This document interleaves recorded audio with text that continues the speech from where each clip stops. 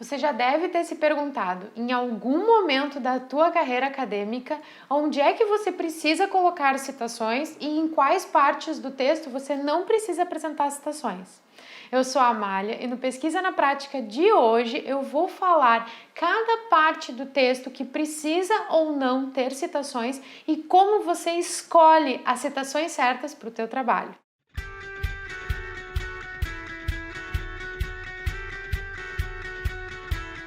Olá, acadêmico! Olá, acadêmica! Vocês já devem ter parado para pensar em algum momento da carreira acadêmica de vocês, seja na graduação, no mestrado, no doutorado, onde é que a gente precisa colocar citações e onde é que você não precisa colocar citações.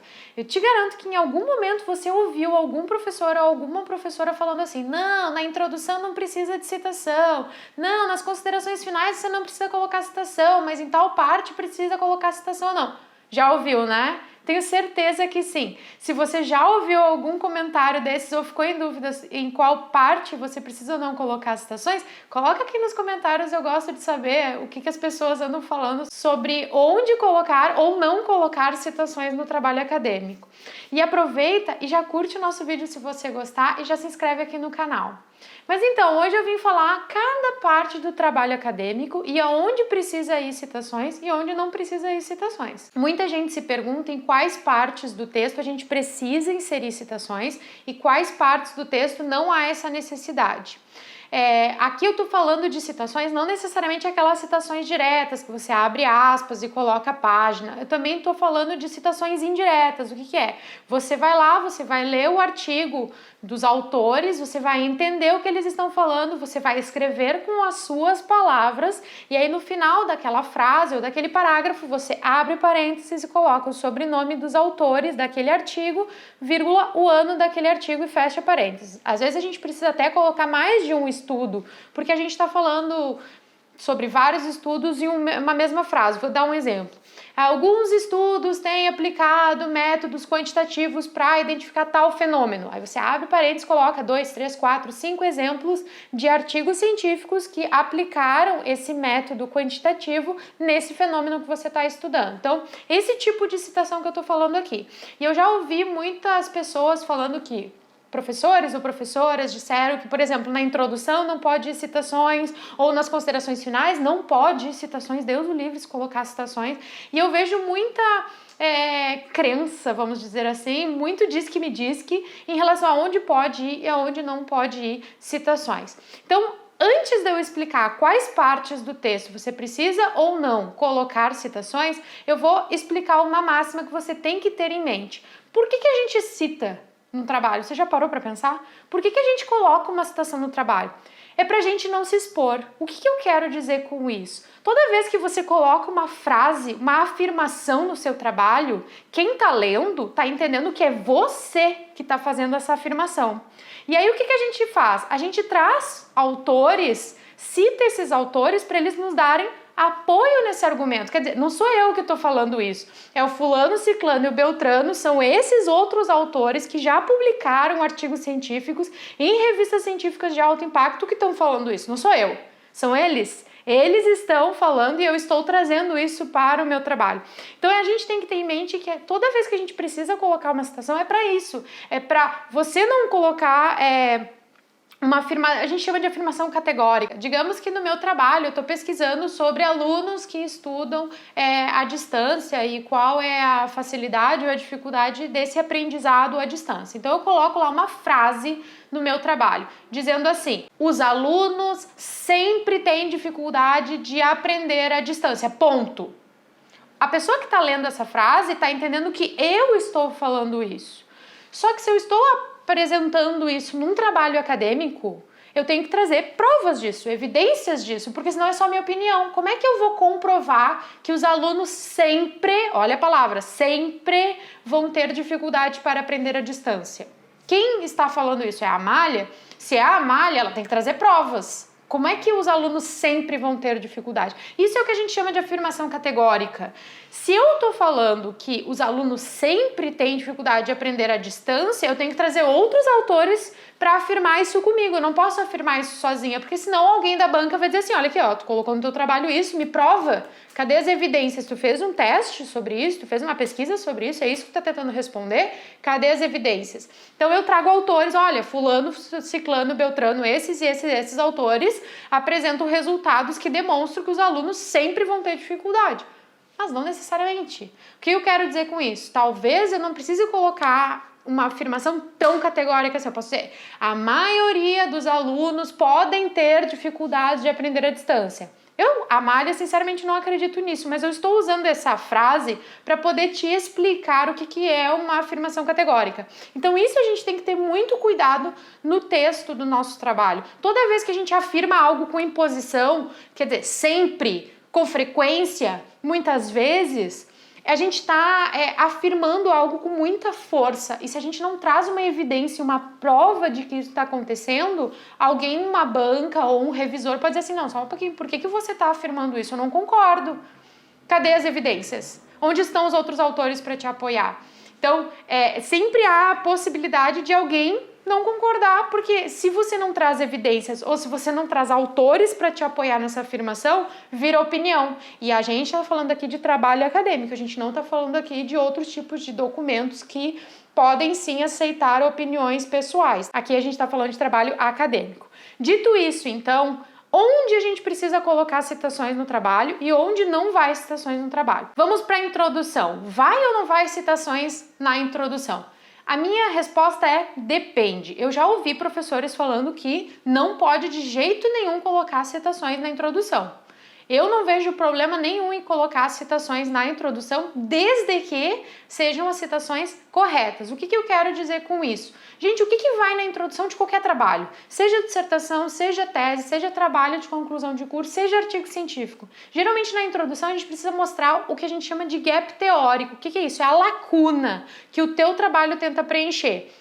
De novo, como é que eu faço isso no texto? Você vai dizer assim, olha, tem estudos que fazem isso, estudos que fazem isso, estudos que fazem isso. O meu tá fazendo isso aqui, ó. Isso é lacuna teórica. E como é que você identifica a lacuna teórica nos artigos que você está lendo? Lá no finalzinho, nas considerações finais, quando eles falam sugestões de futuras pesquisas. Lá algum autor vai dizer assim, olha, de repente você poderia estudar isso, isso e isso. E você, legal, tá aqui minha lacuna teórica. Aí você vai fazer o quê?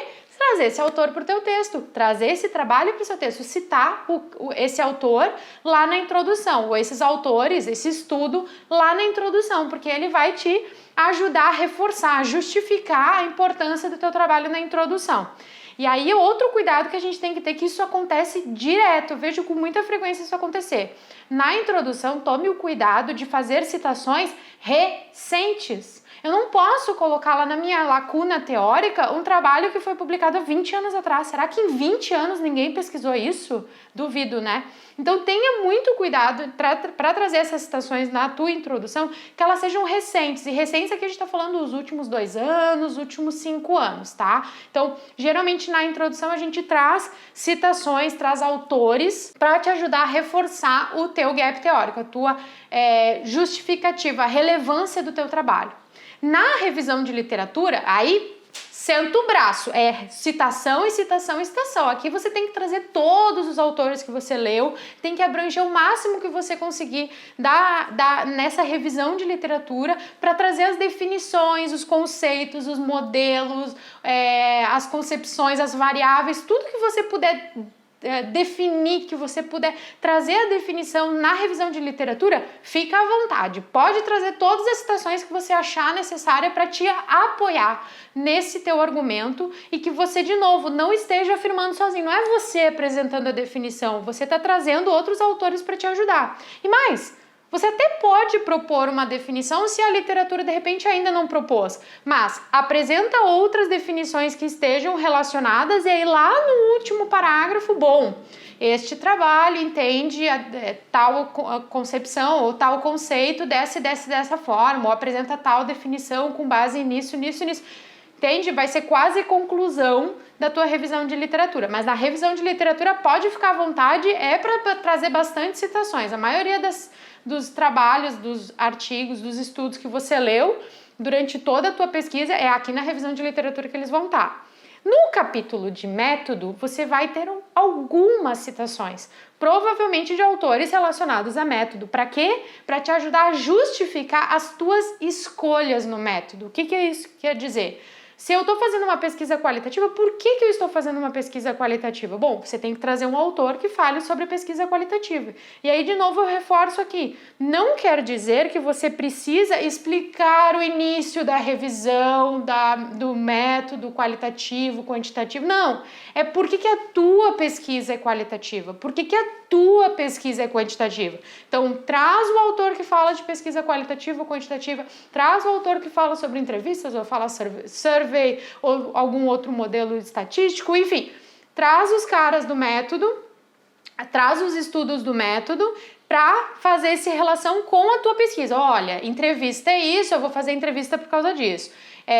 Survey é isso, eu vou fazer uma survey por causa disso, disso, disso e disso. E aí vai fazendo essas combinações.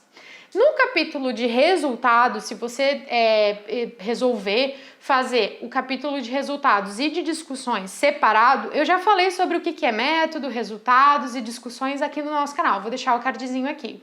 Então, se você resolver fazer esse capítulo separado, só resultados, não necessariamente precisa trazer citações, mas não quer dizer que você não possa colocar citações. Eu não gosto do não categórico, né? Nunca pode ir citações. Depende. Se você achar que é importante você trazer a citação de um autor para poder explicar um conceito ou explicar algum resultado que você encontrou, eu não vejo problema nenhum, desde que esteja encaixado com a tua proposta. Não vejo problema. Mas, geralmente, no capítulo de resultados, a gente foca nos resultados da sua pesquisa. Então, tente focar no que você encontrou nos dados e não necessariamente no que está na literatura. Isso você deixa lá para aquele capítulo de revisão de literatura. Depois tem o capítulo de discussões. E aí sim, de novo, você tem que trazer aqueles autores que você citou lá no capítulo de revisão de literatura para comparar com os teus resultados. Você vai fazer o quê? Tem os meus resultados aqui, a minha literatura disse isso. Concorda? Tá reforçando? Beleza. A literatura reforça esse resultado por isso, por isso, por isso, por isso. Bate com a literatura os seus resultados. Não tá reforçando, tá refutando, tá negando, tá apresentando uma outra coisa, tá contradizendo, coloca lá. Olha, a literatura diz isso, mas meus resultados apontam para isso, para isso, para isso. Na discussão a gente tem que fazer essa comparação com a revisão de literatura. E aí muita gente também tropeça e começa a trazer outros autores que nunca apareceram no teu trabalho. Gente, para que esse retrabalho? Vai lá na tua revisão de literatura e vê quem tu já citou. Claro, a gente precisa acrescentar outros autores que publicaram mais recentemente. Maravilha, mas você vai fazer isso na revisão de literatura também. Então não precisa ficar achando autores novos nas tuas discussões. Traz os autores, traz os estudos que você já citou lá na revisão de literatura para fazer essas comparações nas tuas discussões. Não precisa inventar a roda, eles já estão citados no teu trabalho, é só retomar o que eles falaram, você já leu esse trabalho, fazer a comparação com os teus resultados e aí sim escrever o que você encontrou. Se reforça os seus resultados ou se contradiz os teus resultados. Ou, enfim, se apresenta uma outra coisa que a literatura nem tinha citado, pode ser também. Então, aqui nas discussões a gente tem que fazer essa comparação. E por fim, lá no finalzinho do teu trabalho tem as considerações finais. Também já vi alguns professores falando que nas considerações finais não vai citações.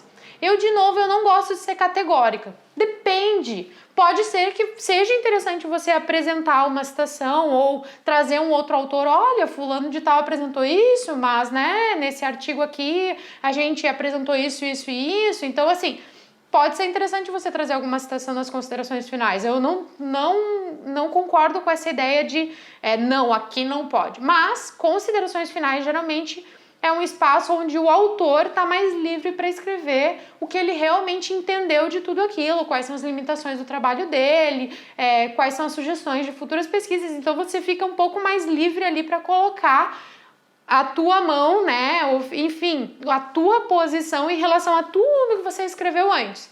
Claro, muita gente deixa as considerações finais para o último segundo antes de entregar o trabalho e aí falta fôlego, né?